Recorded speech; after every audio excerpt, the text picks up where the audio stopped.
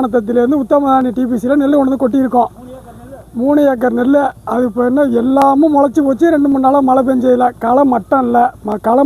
அவங்களை கேட்கறதுக்கு மட்டமாக உள்ள களத்தில் கொண்டு நெல் கொட்டுறோம் அப்படின்னு சொல்கிறதுக்கு அவங்க மூட்டை அடிக்கிட்டு களை மட்டம் இல்லாமல் கிடக்கு.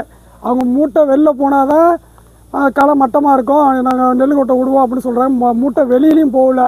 அந்த மூட்டையும் நனைஞ்சி கிடக்கு. 4-5 ஏக்கர் அறுத்துட்டு வந்து அப்படி நெல்லும் நனைஞ்சி கிடக்கு.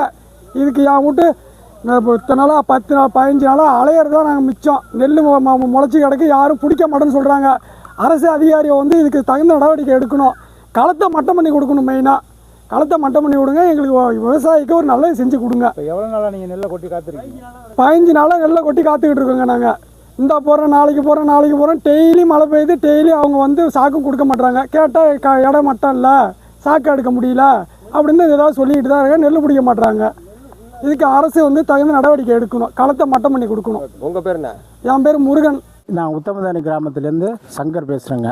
இது மாதிரி இங்கே ஷெட்டு போட்டிருக்காங்க, நெல் குடோன்னு வச்சுருக்காங்க. 2 வருஷம் ஆச்சு. ஆனால் இப்போ சுற்றுப்பட்ட கிராமத்துலேருந்து நிறைய நெல் இங்கே வர்றதுனால இங்கே ஷெட்டு வந்து போதுமான ஷெட்டாகவும் இல்லை. அதை விவசாயிகள் கொண்டாந்து கொட்டி வைக்கிறதுக்குள்ள இடமும் வசதி பத்தலை. எல்லாம் பள்ளமாக இருக்குது. தண்ணி போகிறதுனால விவசாயிகள் நெல் நனையுது.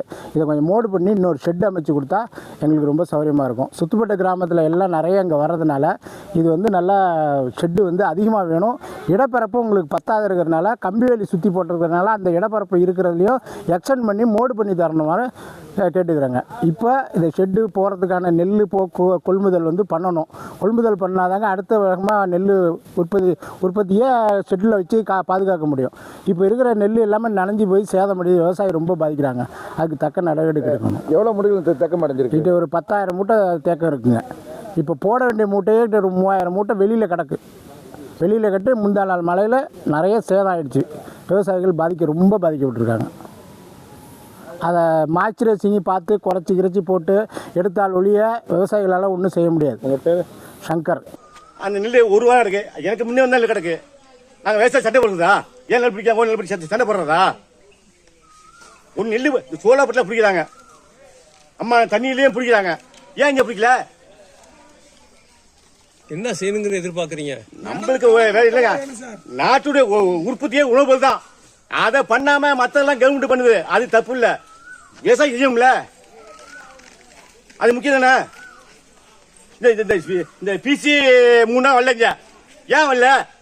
சோழப்பட்டில் வர்றாங்கல்ல, இங்கே ஏன் வரல? நீங்கள் கொட்டு நெல் என்ன ஆச்சுன்னு இப்போ இந்த முளைச்சிருக்குங்க. நோண்டணும். இப்போ நோண்டி பார்த்தீங்களா? அதுமாரி நோண்டி பார்க்கணும். ஏங்க ஒரு வயலேருந்து கொண்டாந்து நெல்லை போட முடியும்னா வயலை காப்பாற்ற பெரிய விஷயம். வயலை காப்பாற்ற பெரிய விஷயம். அந்த நெல்லை கூட்டா நீங்க பிடிக்குமா பிடிக்கலாமா? பிளே ஸ்டோர் மற்றும் ஆப் ஸ்டோரில் இருந்து பாலிமர் செயலியை QR கோடு மூலம் பதிவிறக்கம் செய்யுங்கள். செய்திகளை உடனுக்குடன் பெறுங்கள்.